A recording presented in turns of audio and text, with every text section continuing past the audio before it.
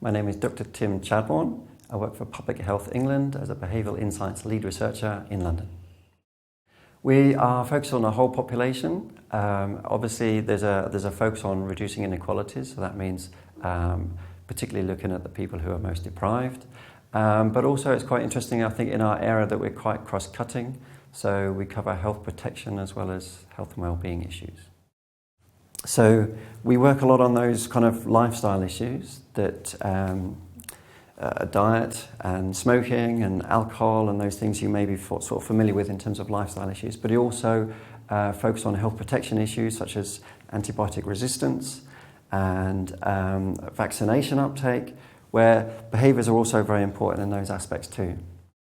I think in our team, many of us have a master's or even more advanced education than that, and the key areas are in behavioural economics or health and social psychology in terms of the designing behavioural interventions.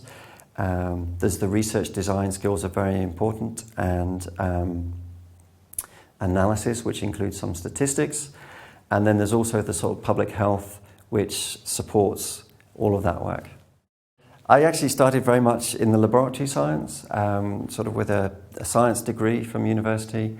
I went on to study infectious diseases and into the sort of health protection work with the Health Protection Agency. And I developed my skills and experience through there and did a PhD. And I've sort of moved across into program monitoring and management, and then more into sort of the behavioural sciences. But what drives me, I think, through all of this is how we can sort of bring the science to the application and implementation of public health. So the scientific approach to improve public health outcomes is what really drives me. I think there are maybe 4 key aspects or so.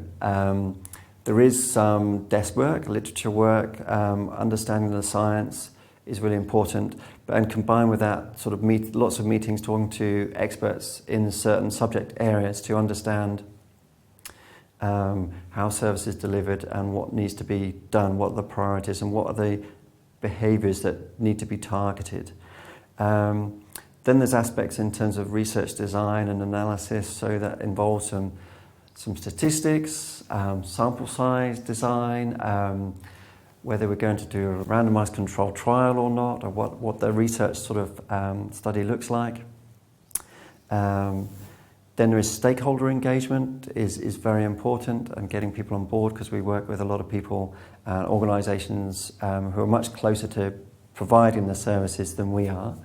And another thing that's very closely related to that is actually going to visit places, looking how services are delivered. Maybe that's in a hospital, maybe that's observing how a health check is delivered. So really understanding the processes and the patient journey to then understand how we can intervene and make that, optimise that process. And then I think the final thing is around sort of training and skills building, and we very much trying to sort of build capacity within the public health system for behavioural sciences, so that people can improve the delivery or apply this in their day-to-day work